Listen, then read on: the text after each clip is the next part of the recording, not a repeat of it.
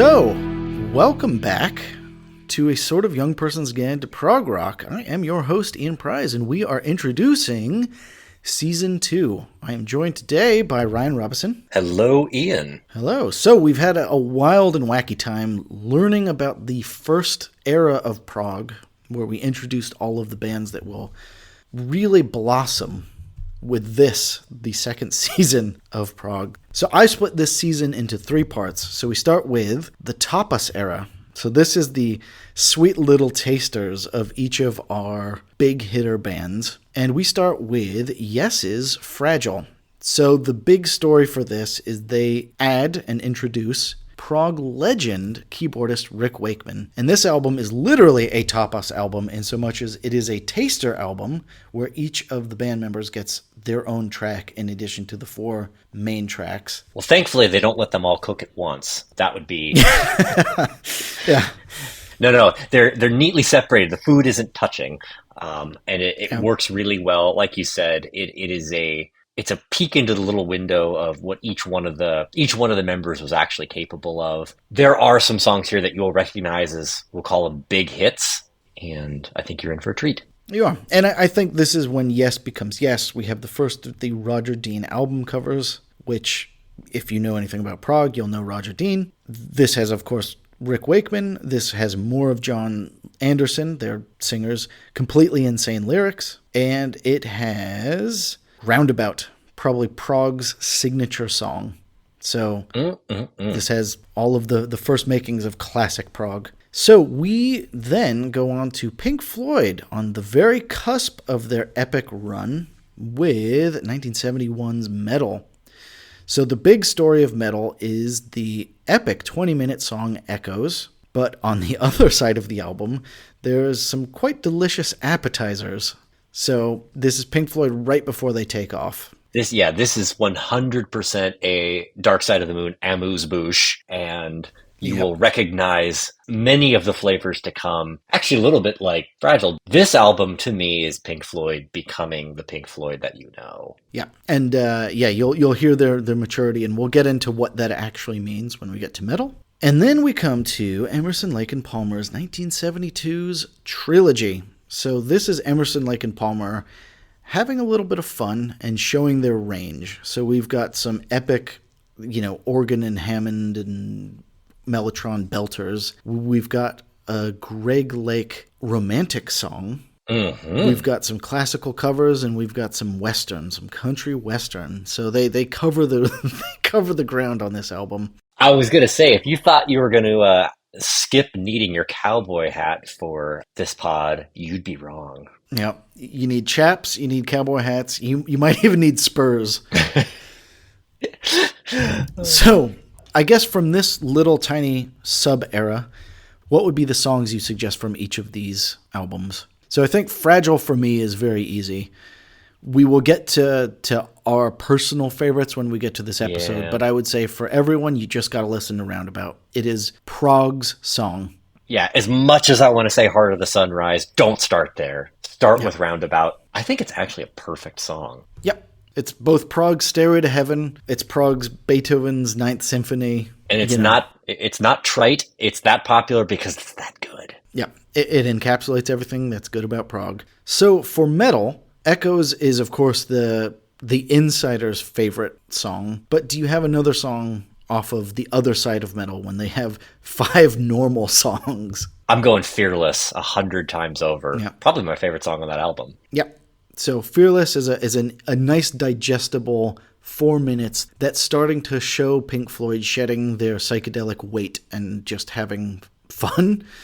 Yep. And playing nice, normal, good songs. So Fearless from Pink Floyd. And then do you have one from Trilogy? God help me, I'm picking my second instrumental from them. It's Hoedown. And another cover that another tune they didn't write. Okay, so you're going Hoedown from Trilogy. That works. So I think, again, I promise when you get to the episode, you'll hear us gush about Greg Lake's voice. But oh, yes. Hoedown is an absolute masterclass in their instrumental capabilities. So I think I'm picking it because that song and The Barbarian, those are the prog songs that no other band would do. That's why I'm picking them. Yep. No one else would do that. Yeah. So this is Emerson, Lake and Palmer, and we're going with Hoedown. Fantastic. So we go on to the second phase of season 2, which is my 4 crown jewels of prog. So we kick it off with Genesis's Selling England by the Pound. This is the Peter Gabriel era Genesis masterpiece. So this is when the instrumentation and Gabriel's theatrics and all of the lyrics and everything come together perfectly to create what I believe they thought was a meditation on England, but is actually just a bunch of hilarious little English tales. Either way, Genesis is Selling England by the Pound. Fantastic. And this one, if you think somebody at some point was going to say, "Hey, Pete, why don't we reel it in a little bit?" Oh no, he turns the reactor to 110 and just goes for it. Yeah, it's the best version of that. Yeah, this is the high point of Peter Gabriel's theatrics. So we last left Jethro Tull when they had made Aqualung, and according to them, all of the critics said concept album. And to make fun of them, they made a ironic concept album, which ironically became the best concept album, which is, of course, Thick as a Brick. So this is an incredible follow-up to Aqualung, and it takes all of the amazing compositions and, of course, makes it into one long song. So for me, amazingly, and this is because my brain has been addled with prog, there's no fat on this bone. This is an amazing song, all 45 minutes of it, and yeah, this is just yet another masterpiece from Jethro Tull. I would tend to agree, and the self-awareness is delicious, and that's what makes it fun and unpretentious. And I would say, for those of you who enjoy things like Jethro Tull is, I don't even know if I could call them a prog band. They're a band that happened to make some prog albums, but they are not afraid of the riff. Yep. And on this album, they're not either. Yep, there's great riffs. There's flute solos. Oh, yes. And there's actually some surprisingly incredible lyrics, considering that this is supposed to be a ironic take on a concept album. But for me, this is some of prog's best lyrics. So a band that did not have that problem is, of course, Yes. So we come to probably one of the best albums of prog and best albums of all time. Yes is Close to the Edge. So this is Yes just going to town. And they perfect their trademark, which will be the very, very, very long song. So we have the title song, Close to the Edge, which is 18 minutes of pure brilliance, and they have 2 10-minute songs on the other side. All in all, this is just great lyrics, great instrumentation, all around amazing. But fear not, everyone. These songs do not meander, they do not noodle, they do not jam. They have a beginning, middle, and end, and this is Yes at their creative peak telling stories. Yeah. And they use every minute correctly. Yes. Now don't read too far into John's lyrics. They meant something very special to him. They mean something special to us. You're very free to interpret them to mean what you need them to mean. Exactly. It's whatever journey you need to go on. So we're not even going to bother talking about this next album because I frankly don't know what you're doing on this podcast if you've never heard of Dark Side of the Moon, Pink Floyd's 1973 masterpiece. So they were a 6-year-long overnight success. And of course they arrive with this album, Dark Side of the Moon. So we'll get into it on a massive 3-parter. It's just everything. Yeah, considering this is one of the best-selling albums in the history of music, period. Yeah, what else is there to say? What else is there to say? So we'll talk about that for 3 hours. But but yes, this is the classic album cover. This is the beautiful guitar. This is the amazing lyrics. This is the perfect concept album. We'll get to it when we get to it. So for both Dark Side of the Moon and Thick as the Brick, I'm not going to ask what your suggestions are for songs. You basically can. Because they are one song and Dark Side of the Moon. But for Selling England by the Pound, do you have a suggestion? This is going to be the second time I do it, but to call out the album opener, Dancing with the Moonlit Night, there's nothing that encapsulates what Peter Gabriel's all about better than that song, I think. And I think also the band comes in and backs him up, so you get the blend of his theatrics, his pseudo-mythological medieval singing, and amazing riffs. Well, and they make herky-jerky song dynamics arguably work really well. Because that album is a little bit, or excuse me, that song is a little bit like the Donkey Kong Country minecart ride in terms of how quickly you're shifted from one dynamic to another, but you're ready. Yes, absolutely. You'll have fun and it doesn't fall off the rails. So I was going to say, actually, now that I'm looking at this, it's completely redundant to say, so Thick as a Brick is one long song. So I don't have a suggestion for that. Close to the Edge is 3 long songs. So honestly, you could pick any of the 3 of them. You could. I would say the first 2, being Close to the Edge. So Close to the Edge and You and I. Yeah. I can't pick one. I can't do it. Nope. Just listen to them both. Listen to them both. It's just the best prog had to offer. Yeah. And the 2 songs are very different. I can't pick one. I can't do it. Yeah. And then Dark Side of the Moon, just literally anything. And I'll go ahead and argue it's one song. Yeah. So, well, we'll get to it when we get to it. So, we then come on to the third part of Season 2, which is, of course, prog's Rising Phoenix era and or the Dumpster Fire era. So this is when prog blooms and all of the bands we have talked about, all of the bands we love, reach their final form. So we're really only going to talk about 4 bands in this part of the podcast, but we start with Emerson, Lake and Palmer's Brain Salad Surgery. So we left them with Trilogy, which was fun and delightful. And as Emerson, Lake and Palmer are wont to do, they do all of it again, but they do it more. So they were already at 11. Now they're going up to like a 15. Well, and if you're thinking, boy, this is the era of music that needs more H.R. Giger album art, well, you're in luck. You are in luck. So this, again, is a maximalist outing from a maximalist band. So we'll get into the good, the bad, and the ugly with that album. Because, yeah, this is about the time that Keith has a piano that flips over on itself, if I'm not mistaken. He will be lifted on a rotating piano on stage. So this is everything. This is the Persian rug era for Greg Lake. This is the massive 2-ton steel drum set era for Carl Palmer. Again, Emerson, Lake and Palmer never restrained themselves. So God bless them. We come on to Yes's wild mid-70s. So after Close to the Edge, they go on to do Tales from Topographic Oceans.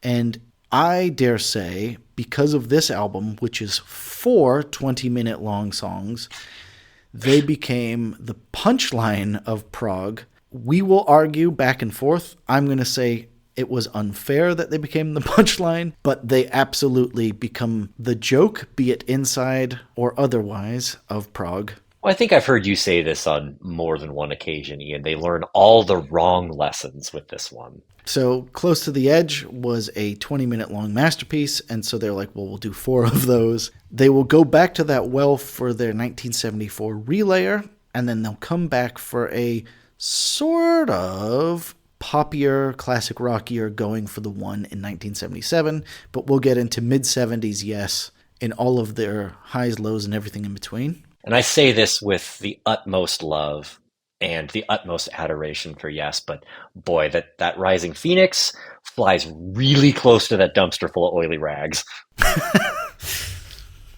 It is a wild ride, but perhaps a wilder ride is King Crimson's, and I say mid-70s, but it was really only 2 years. King Crimson will reform for 1972, 73, and basically flame out by 74 for their mid-70s trilogy, Lark's Tongue and Aspic, Starless and Bible Black, and Red. So in this part of King Crimson's career, we get quote-unquote challenged by their blend of European classical music, jazz, unbelievable amounts of like improv, and just a wild soundscape. If you don't happen to like free jazz, there's a few tracks to skip, but you shouldn't skip it all. It is something that you need to hear, and if you want to hear where the frontman of Asia originally comes from, you get to. And it truly is a treat. There are some sublime moments on these albums. So if you've made it to this part of the podcast, you'll get to hear perhaps the most acquired taste of prog, but it's a taste worth acquiring.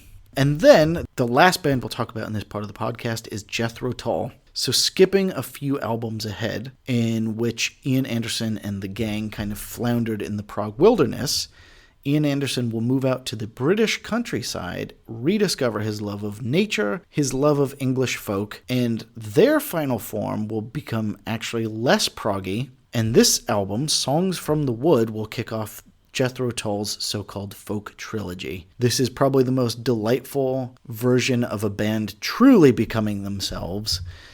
And yeah, it's just a fun, easy breezy, lovable album. So that will be a special episode when we get there. They actually take us to the Shire on this one. Oh my God, they take us to the Shire. The wild, wild Shire. So it feels weird to say, but out of these kind of 4 bands, is there any specific tracks you want to highlight that people might enjoy? So we'll start with Brain Salad Surgery. You know, I'm going to break with tradition. I'm not going to give you another cover because technically Jerusalem is also a cover. We'll do Carnival 9. That's another one where somehow this gets radio airplay. This is their ultimate theatrical performance, this song, including the ridiculous lyrics.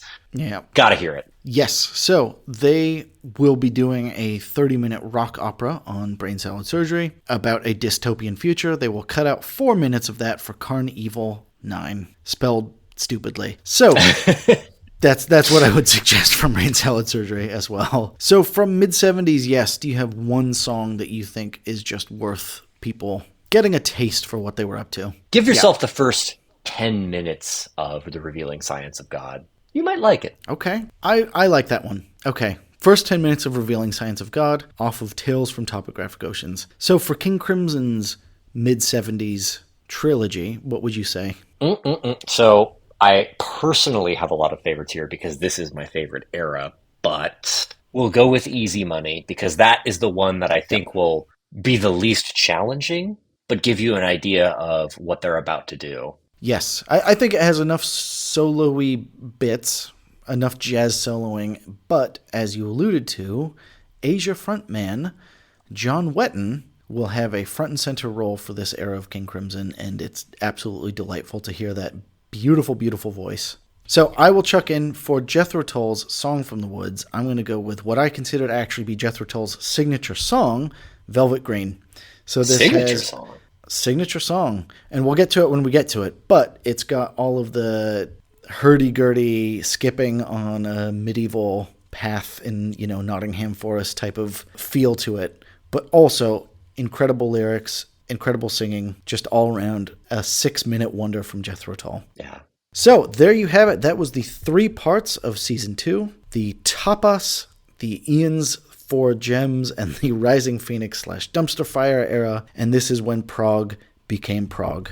It's the brightest it will shine. It's the brightest it will shine before we go into its strange, strange, strange afterlife, but that will be season 3. So, for now, I have been your host, Ian Prize. I'm joined by my friend Orion Robison. Thanks, Ian, and thanks everyone for joining us. We hope you enjoy season 2 of A Sort of Young Person's Guide to Prog Rock. Ciao for now.